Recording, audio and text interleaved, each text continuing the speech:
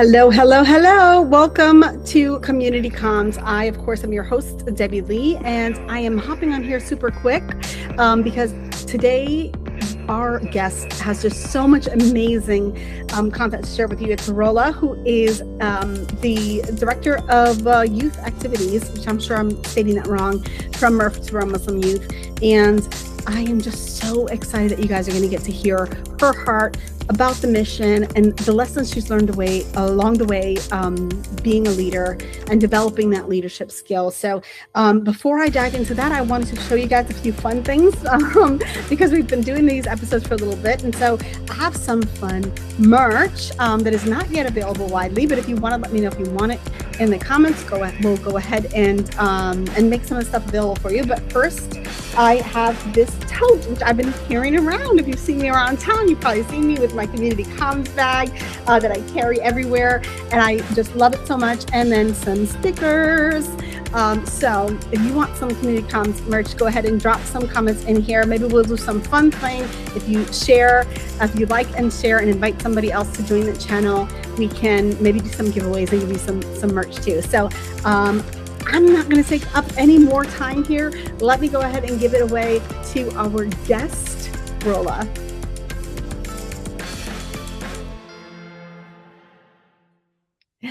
All right. Well, I am so excited today to have Rola with us.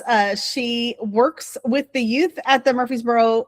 Actually, I'm already diving in, and I'm not supposed to do this. Our first question is to have you introduce yourself. So let me stop talking and give you the floor. Go ahead. Tell us your name and the organization that you are part of building right now. First of all, I think lovely introduction. But then second of all, so my name is Rola, like Debbie mentioned. I am one of the youth leads at Murfreesboro Muslim Youth. And one of the main things that I typically do is work on youth development and youth engagement.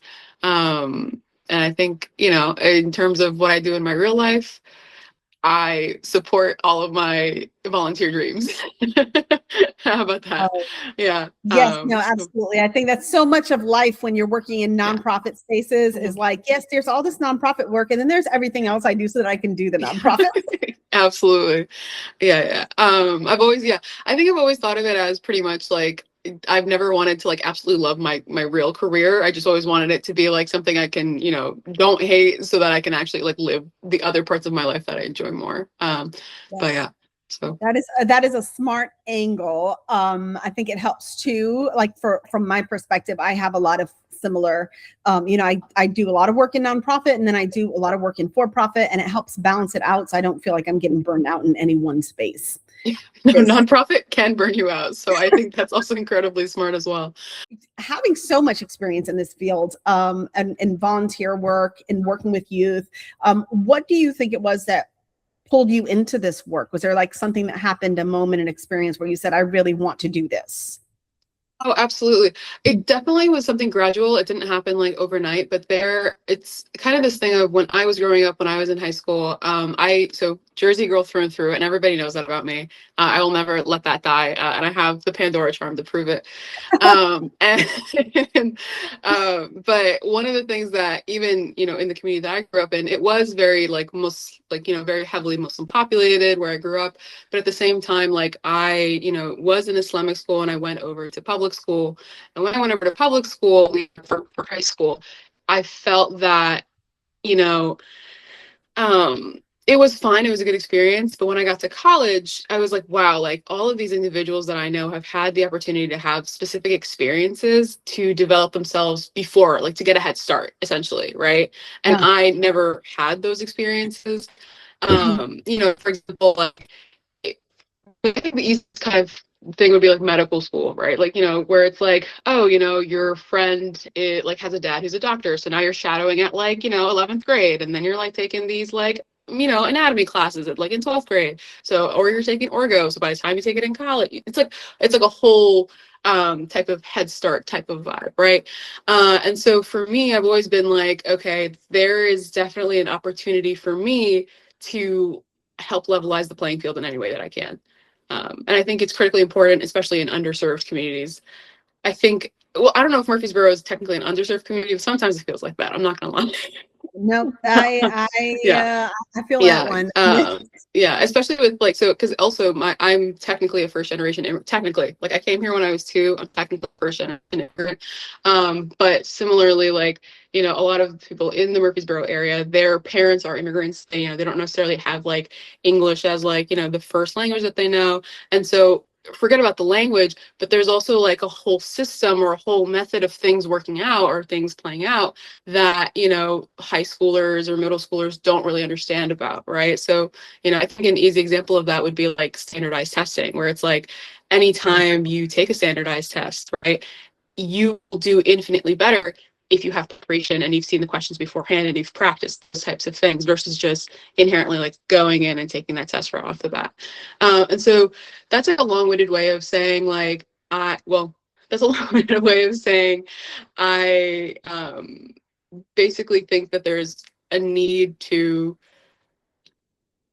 offer experience and offer mentorship to people that might not necessarily have it.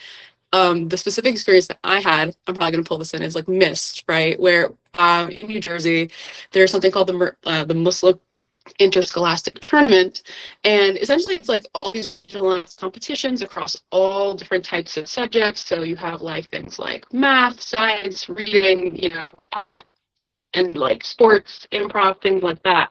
And so you had these teams competing, and so I had the opportunity to, give me one second. I had the opportunity to coach a team. I had never been a part of this tournament before. I've never actually competed. I basically came in at like in a leadership type of role, and the environment, the energy, the youth, right? Like I guess almost like the electricity in the room where all these like young minds are like trying to do their best and outperform everybody else. It was something unlike it was something unlike anything I had ever seen before. And so I was like, I need to be a part of this and I need to kind of involve myself in this more. And this was like back in New Jersey. So I like, during COVID and all these things, like I ended up moving to Tennessee. And that's when Abdu approached me and he basically, said something along the lines of, hey, would you like to coach the team? And I accepted. And then I basically had done it for 5 years. Like, kind of crazy. I'm old. You're not, no. We're young forever. It's okay. We're young forever. We're young forever. But sometimes you're like, wow, I've been doing that for a long time. I know. Yeah. It's just, but it's one thing that you said that stood out to me as you're like talking about this path, which is so awesome, is that there was not like one single moment, but all this culmination of different things that you had and you'd experienced or maybe not experienced that you said, geez, I'd love to create this for someone else. And I love that sometimes with mission-driven work, we think that you have to have this big, beautiful, amazing origin story of like, oh wow, and sometimes we're like, oh well, that didn't happen to me, so maybe I'm not doing something so impressive or so worth talking about. And I love that you kind of touched that, right? Because it's something that we definitely, I think there's feelings behind that in the nonprofit space for sure. Yeah. I think one of the things in general, like if I had to like pin a specific moment where I was like, oh shoot, I'm going to be here longer than I think I am. Right.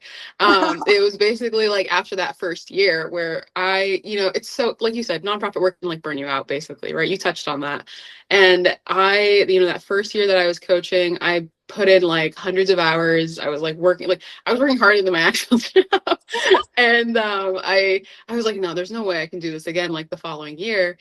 And then basically, we get towards the end and this one girl basically was like, oh, I never had I've never seen other Muslim friends or people and I have some now. And so she thanked me personally and I was like, oh shoot, I'm stuck here forever. Like, oh my God. Oh no. Like, you know what I mean? I was like, how can you walk away when you get something like that? And it's always things like that. I'll like, there was another time where I had an incident with some of the boys that were like on our soccer team. This is like maybe like 2 years ago or a year ago. And basically I was like, I really like, it's hard to deal with like high schoolers in general. Cause they, especially like, they're still trying to understand their identity. They're still, like, I would like to be a friend to them, but at the same time, like, listen, like, I have my boundaries as well. And like, I was like, okay, I think I need to step away from this and take a break. And they all showed up to my house, dude, and it was crazy. And they showed up outside.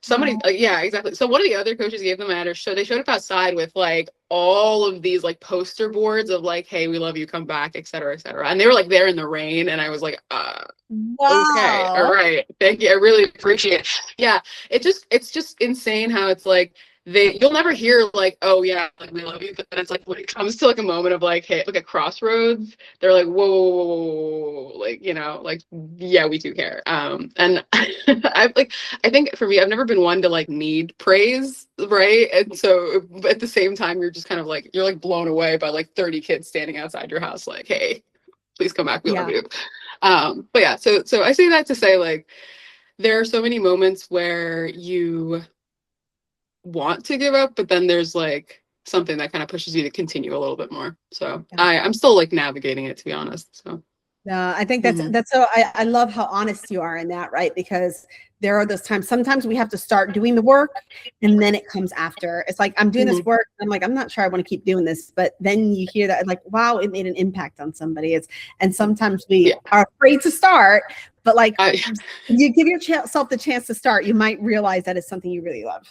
No, I'm a sucker. Like, I'm a sucker for stuff like that, where you're like, oh man, it impacted like at least one kid. You're like, oh no, all right, okay. But yeah. And now the next question I have here, I think you've shared a little bit about what makes them special for you, but the particular community that you serve, this group of, because it's mainly high schoolers that are part of the MIST program. You've shared a few of these special moments, but is there anything in general that you feel like, wow, they're special to me for this reason? Because I know you do a whole bunch of stuff across a whole bunch of different communities. It's not all you do. But is there something in particular that keeps drawing you back, pulling you back, other than the standing in the rain with the very 1980s boombox moment? Deb, it's definitely, but like it's insane to me. Like I'll send you that photo. I think I'll find it. It was something so surreal. I think, yeah. So in terms of like I guess the moments that I think about are, back to the point of like, these are people like navigating a new kind of space in their life or a new time in their life. There's a lot of adults in general, they kind of come at it with like, I know better than you, right? And you need to listen to me. I don't really operate that way, period, point blank. But I think that works more effectively with high schoolers in general, because it's like, the work that I do is not about me. It's literally about them. Like the whole reason that I'm here is to support them. So really it's like, okay, well, what are your ideas? What do you want to do? What do you want to see here? Right. And I think specifically in relation to MIST, one of my favorite things is like the chants, right? So it's like a pep rally almost. You're like, oh man, you're like, you know, 629, watch us shine, right? And so like so think of it this way, right? In the beginning of all these programs, are like at the beginning before the competition starts, I'm pretty much the only one saying it, right? And like 30 kids in a room are staring at me like blankly. They're like, we're not going to embarrass ourselves like this. Yeah, right? I mean, high school is the era of trying to not embarrass yourself, so I feel that way. Yeah, I mean, totally understand, totally feel it. But then it's like you basically have to, I don't want to be like coerce them, but you have to like coax them into like kind of joining in, and eventually towards the end, it's almost like you have this routine going. I'll be like, all right, you can start, and then they can go through all of these lists and all of these chants like one by one by one by one. And it's really amazing to have like, kids that are shy in the beginning to like come to the front and actually lead, right? So like because some of our chants, for example, it'll be like we say something and we get a response, right? So it's like I'm trying to think of one off the top of my head, man. So for example, right, we have one that's called B to the O to the R to the O, and then burrow. So like one kid stands at the front and they're going to say B to the O to the R to the O, and then the other 29 kids are going to say burrow, and then everybody does like a hand wave. right? So it becomes like a wave in the crowd, right? So like having that perspective of like, wow, people are listening and engaged, and like that visual of like kind of everybody doing this little wave thing together, I think it's really powerful for creating community and creating friends. And then also just kind of actually competing properly, because we're one of the smaller, cities that compete at the Nashville tournament, right? So like there's Knoxville, there's Memphis, and those guys have like hundreds and hundreds and hundreds of people. I will also say that their teams are stricter than my team. I feel like we kind of go for vibes versus 100% competing all the time. I mean, But look, it seems to be working because we've won a few years now. yeah, we've done some Category. things. We've won some things for sure. But yeah, so I think just overall, like, this kind of, it's almost like a I think, classic like metamorphosis, caterpillar to butterfly effect. Really, it's wonderful to see. And I think the fun part is, because I've been doing this for a couple of years now, I've now seen the fruits of my labor in the way that it's like some of the people that I was coaching that like very first year are quite literally now leaders in our community and taking initiative and creating clubs and doing all these things, and or like they're asking me questions or about like mentorship. And I just, that one I didn't expect, because I didn't expect to be here for so long. But it's, that really does warm my heart. Yeah. And even if like, I think the other thing too is like, even if I never see like one kid ever again, like after like that first year that they competed, my hope is that they were able to be a part of something bigger than themselves and feel included and feel that they belonged. Mhm. And that's so powerful. There's definitely like needs that I think that there's like two camps here, right? Like I see like this is a need that you saw that existed in your community, and you started volunteering to say, hey, maybe I can be a part of filling that need. Mhm. But then it sounds like also there are some needs that you discovered along the way of like, oh my gosh, I didn't even realize this was fulfilling that need for so many. Yeah, it's always a surprise every day, right? All right. So a couple of things, because this is something that happens every year. And granted, a lot, because people obviously age out because it's a high school range. So you've got 4 years and then they're moving on. And what do you think, though, because we've had consistent engagement over the years since you've been leading this program, what do you think has helped the community stay engaged and excited about coming back every year, or about getting like involved in this when they, even maybe the younger kids that were looking at older kids do this? Absolutely. So you remind me, so I recently went to not recently, in December at this point, went to a conference that was talking about how to engage our youth in general. And one of the leaders at that conference, or the thought leaders at that conference, he essentially said that one of the trends that we were seeing in the surveys that they had done was the youth will not, at this point, right, they will not engage in things that they don't care about. However, when they do in fact care about whatever they're engaged in, they go in like incredibly hard, like 1,000%, right? They will dedicate the rest of their life to whatever that thing is. And so I find, I love how you think we have consistent engagement. I really appreciate that. I always feel like this is something that we need to work on. It's so rough for me. But I think it's twofold. I think there's the first part of it has to be something that they want to do, right? And so one of the components of MIST is sports. And so usually a lot of people are coming to compete in the sport. The caveat is that sport has to be completed with something else, right? You can't just only do and compete in a sport. You have to pick, a math competition, improv, write a poem, write an essay, whatever the case is, right? You can do more, right? And I always say, hey, listen, if you don't want to be stuck in lectures, you got to do more. And so a lot of the times you can get kids to kind of do sports plus 2 other competitions. And it's fun because sometimes you'll get them to discover something that they haven't before. So I had one individual who loves basketball. And so the first year that she did it, I encouraged her to do debate, and she had never done debate before. And then she made it to like quarterfinals. And so she was really impressed. Yeah. She was very I feel like she shocked herself, and she was really impressed. And then during that quarterfinal, I think maybe 15 of our kids were able to go participate and cheer her on and all the things while she was competing. And so she was like, yeah, I'm going to come back and do this the next year. So it's stuff like that where it's like you are exploring and you're kind of under getting you're getting a feel for things you haven't done before. And then back to your original question, right? You have to make sure that you are actually talking to them, not at them, right? Right. And you're talking, about their life or about, what they're doing, or, you're making sure that like, oh yeah, I see you and I understand you. Even though you think I'm uncool, and that's totally fine. That's okay. You can, like, you know what I mean? Like, I don't mind being, the butt of a joke every now and then. And I think the third part is like empowerment, right? So a lot of the times, a kid will come up to me and be like, so for the chant thing, everybody at the beginning, they start, this is lame. And then I always get the same comment every single year, like without fail, of these chants suck. And my response was always, you can come up with another one. Like, and so a lot of the time, so like, for example, 629 Watch Us Shine is something that somebody came up with, right? So it's like, oh, okay. And it's pretty much like a staple in the routine now. It's like, wow, okay. I really like the way that, it just organically comes up when you challenge them to add to the work that we do. Yeah. So it's equal parts of seeing somebody, then also giving them a platform to. Yeah, and I will say that is still something I'm working on. You know what I mean? I personally, like, sometimes I'm a control freak, and so I'm one of those. Oh, I felt that one deep right there. Yeah.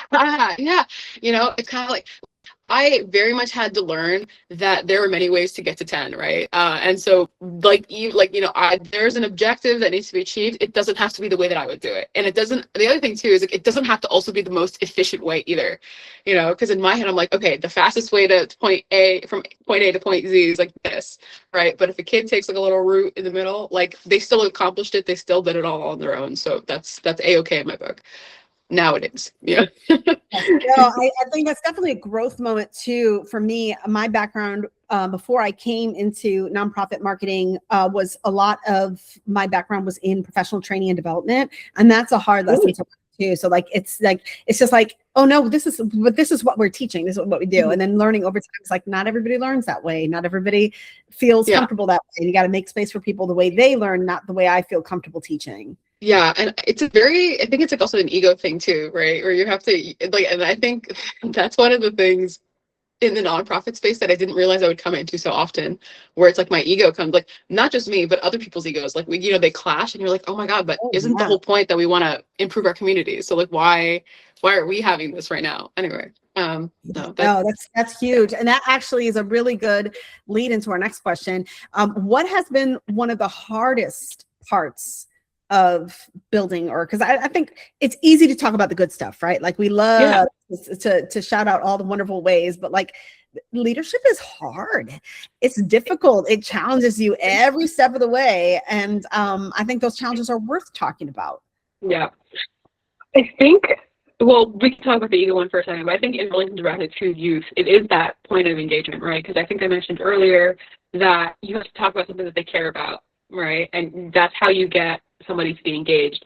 I think the other thing too is like the method of communication, because at this point, the way, man, like, we get bombarded with so many notifications and so many messages, and I'm like competing across all of these different, basically like just all of these, I guess, methods of stealing somebody's attention, right? So like, we can talk about like the social media, sure, but like also like the influx of emails that you get, like, all the text messages you get. I was like talking to somebody the other day, and like they were showing me something on their phone, and I was like, why do you have 1,000 unread messages? Like, this is insane, And I don't know. Thoughts and prayers. But no, so I bring that up to say that, like, when we throw somebody like in another group chat, it's like, there's no way that they're gonna pay attention to this, right? And they just don't. Like a lot of the times what happens is you'll put people into chat, and what happens is everybody does this assumption that somebody else will respond or somebody else will do the work, versus what I've realized, like, nowadays, the way that I have to communicate with people is do like individual targeted messages. But that takes a lot out of me. So like, I'm constantly battling, like, okay, I need to get these things done, but at the same time, it's like, I have to go reach out to people individually, and then, and like, here's the other thing too, like, a lot of the times, we talk about like all the amazing things, like we're singing Kumbaya or we're having a great time. I get a lot of non-responses, or I get a lot of sassy responses back. Those kind of make me laugh. I won't lie.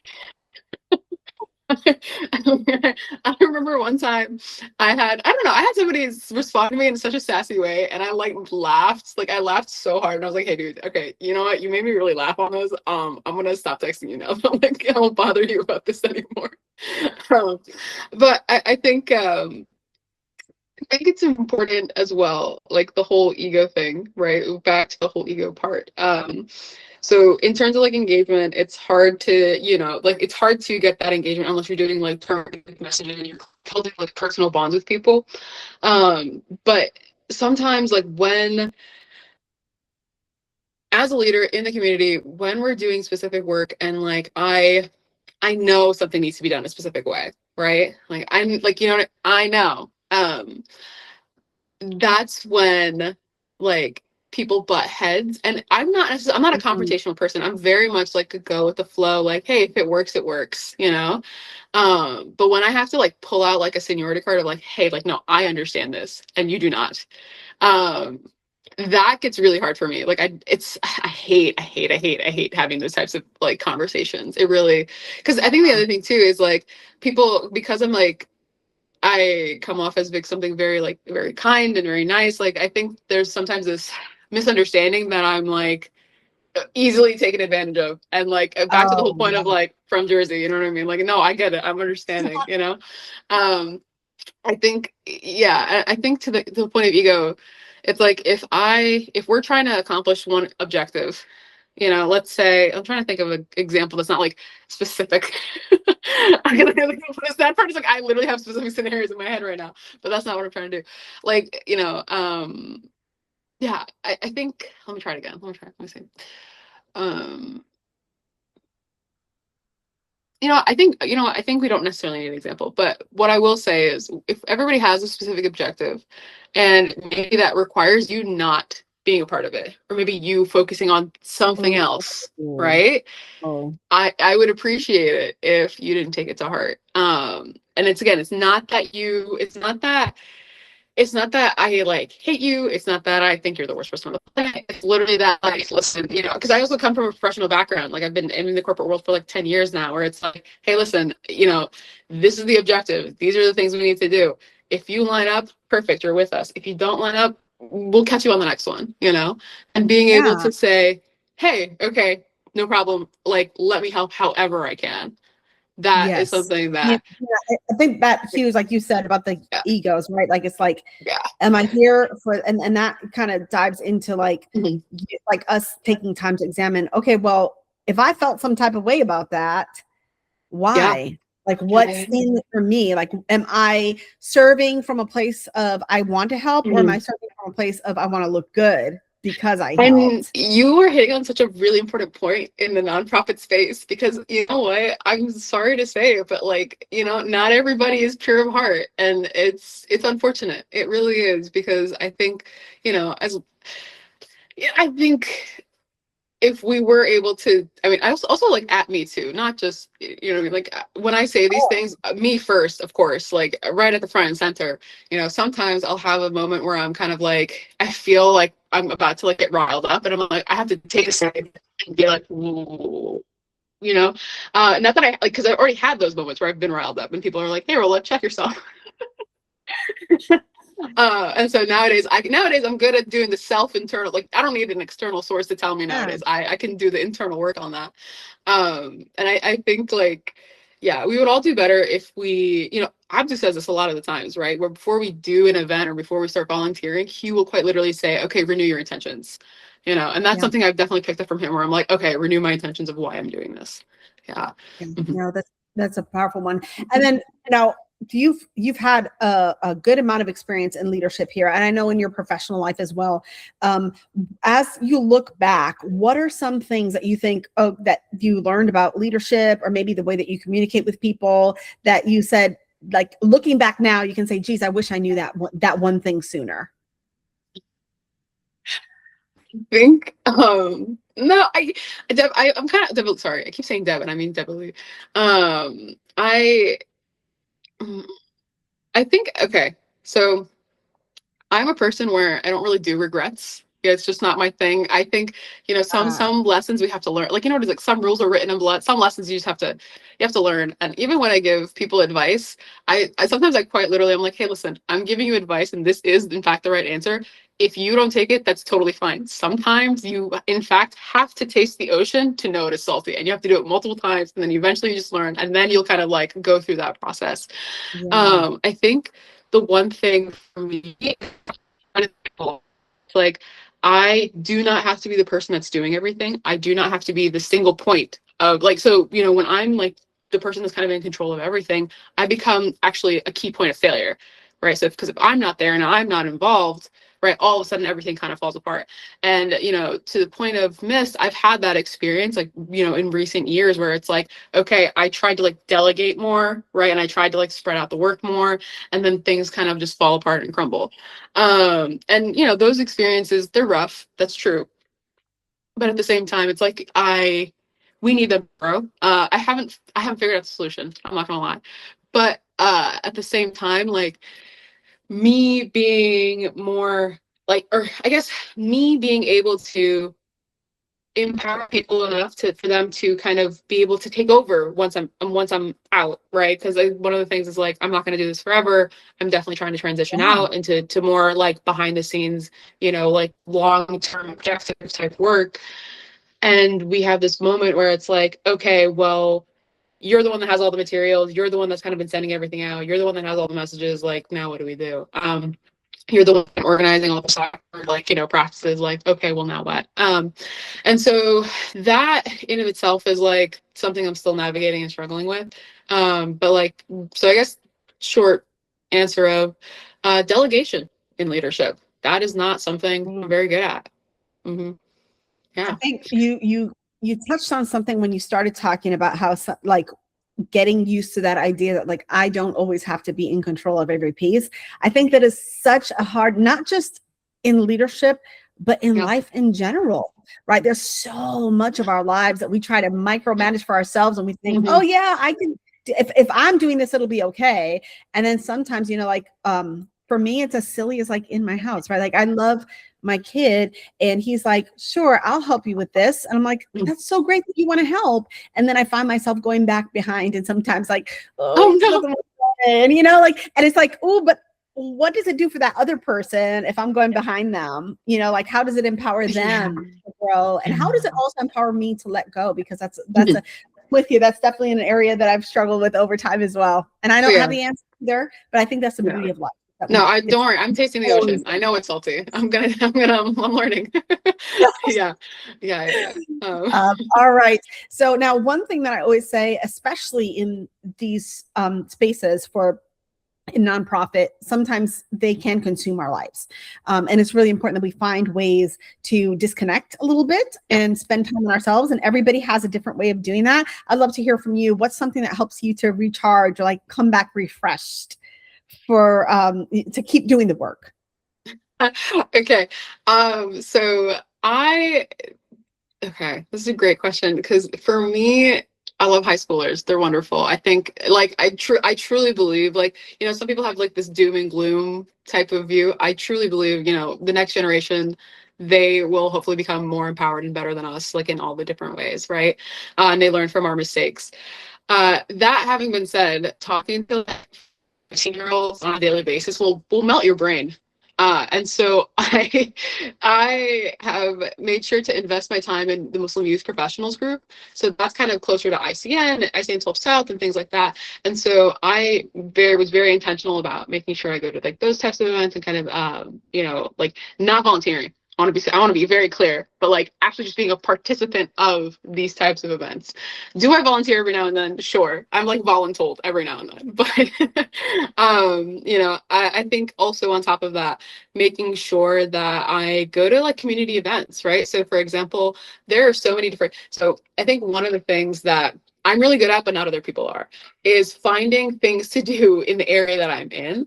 And so one resource that I would love to point everybody to is an Instagram page called Tell a Friend to to AF. Okay. And they are doing this like weekly compilation of pretty much all the like events that are happening in Nashville. I know, like, you know, y'all are in Murfreesboro, but like Nashville, sometimes I don't mind doing the drive. Well, I'm close enough, so I'm not worried. Yeah, exactly. Well, yeah, exactly. And so I make sure to kind of go to all these different types of, I make sure that like I go to as many different types of events as I can. I love me a good festival forever and ever. I love going to like anything that Centennial does. So for example, they're currently doing what is it, Musicians Corner. So like Friday and Saturday and Sunday, they have like all these different bands are playing. You don't have to pay. It's like, I think also in my head, thinking like accessibility too. So I'm always like, this is a free event, but if you want to go get something from the food trucks, feel free to get something, you know.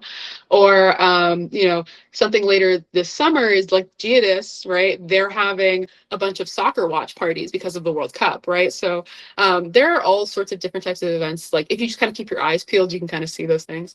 And so I'm pretty much trying to like be out and about all the time. However, when I do need to recharge and refresh, like truly, truly, like I can't see anybody ever. I am an avid reader. And I think I'm going to expose myself a second time because it's like, I know I just said like stay in, but also there's the Nashville Silent Book Club, which is absolutely amazing. Such a wonderful resource. Definitely find them on Instagram. But what they do is quite literally, they post like a place and a time. You show up, you bring your own book. Nobody's reading, like, you know, you're not everybody's doing one thing at a time. And you just kind of chill, you read, and then you kind of go home. And I love it. That is that is so awesome. I think like you just like gave like this plethora of things to think about to like all different types of people, right? Because there are those people that are like, I think like for me, I tend to recharge away from people. Like that's just my vibe. But sometimes when you do that, you're just like I just need a break from everybody. Then everybody leaves my house and I'm like, I'm lonely. Why'd you take the dogs with you? Now I'm all by myself, you know? Yeah. So I've learned over time that like when I'm like in a sad mood, I'm like, oof, you know, I really need to recharge, and like I need to, like, you know, sometimes you kind of get into the state of like I'm thinking about my life and like what am I actually doing? What am I trying to achieve here? In that moment, isolation is the number one thing I cannot have. Like I need to make sure that I'm out and about with my community, with my friends, and like talking to people and making sure that, like, you know, life goes on and life moves on for sure. A good journaling session also doesn't hurt. So hey. Now we'll have you on next time to yodel for us. Look at that. She's starting a yodeling club, guys. No, I'm just kidding. We are not signing Rola up for any more volunteer activities. You know, the funny thing is, I think my philosophy too is I'll try anything once, so we can yodel you like however you want. So we can try it. I'm down. No, that is so important too. And I love one thing else. The other thing that you just like kind of really drove home just now is that like sometimes we think, oh, I need a break from all this stuff. And while that is important, I think like, you know, things like being out in nature and that, like, it's important to connect with the earth around you. It's still like we're human. That's a professional way of saying touch grass, definitely. Yes, touch grass. No, but we're human beings and we need each other, right? So like sometimes you may need a break from that group of human beings, but it doesn't mean you need a break from everybody. Mm-hmm. And I also, I mean, honestly, that's a great point that you bring up. We don't need a break from all human beings. I think I'm gonna like sub-tangent to a tangent that we just had, right?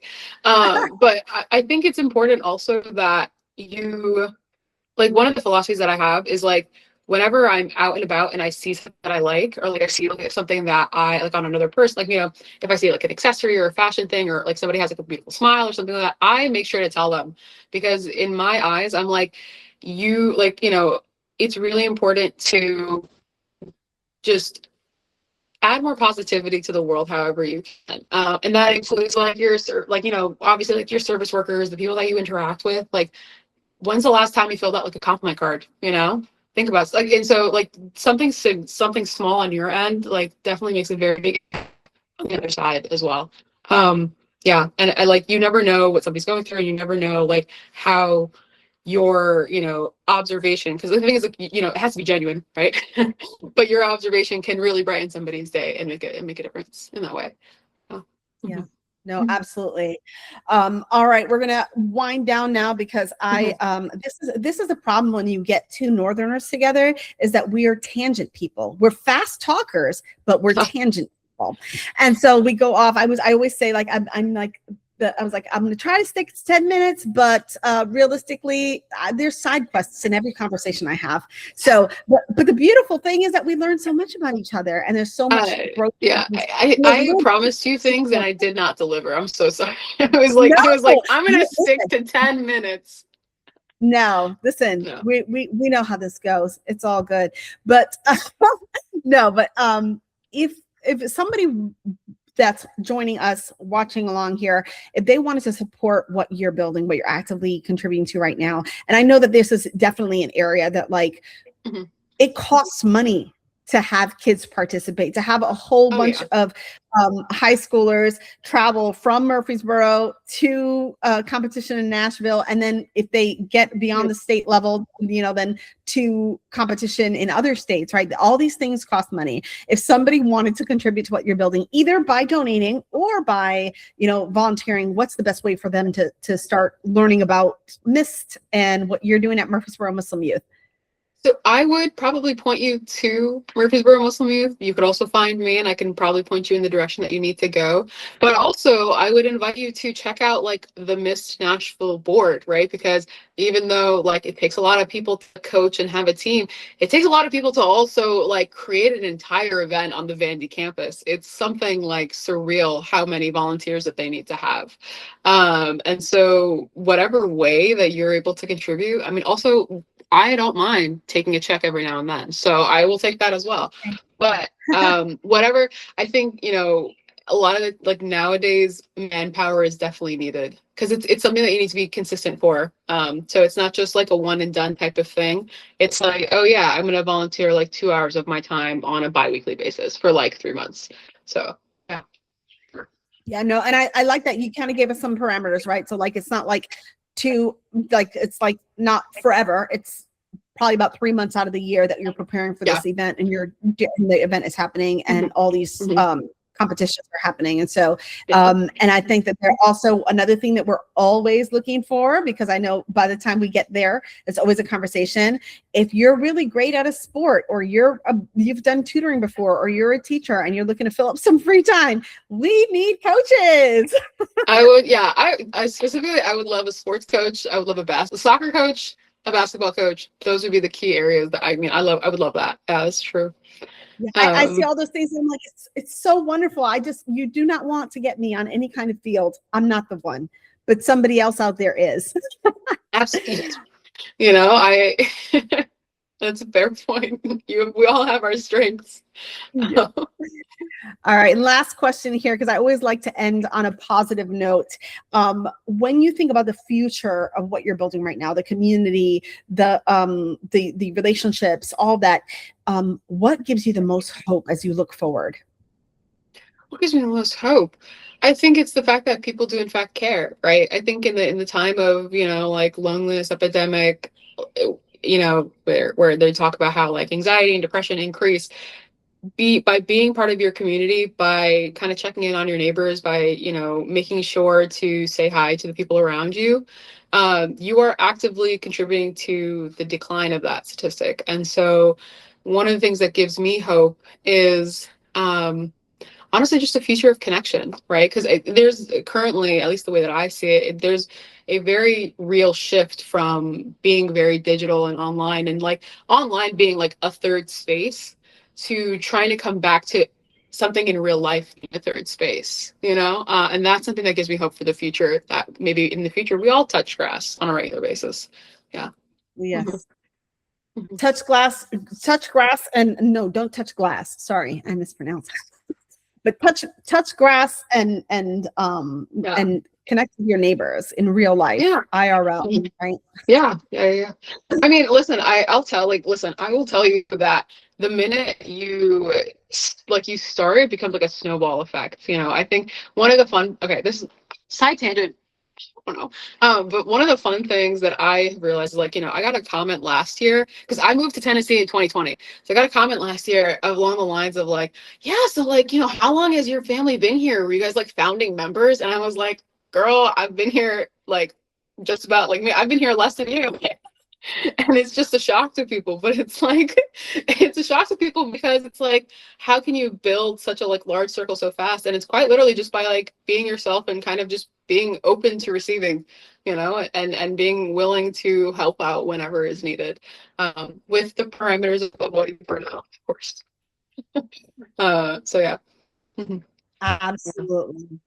No, that's definitely and those are great things to leave us with today. I think as we think about just like making the effort. Sometimes we think, oh, it has to be a big production. I've got to do all these things. Sometimes it's just getting in a room with somebody you don't know, and feel free to say hi. Give somebody a smile. Like, that's kind of as simple as it goes. Okay, so I think the last thing I will say, the actual last thing I will say, is a lot of people are self-conscious about the way that they are perceived.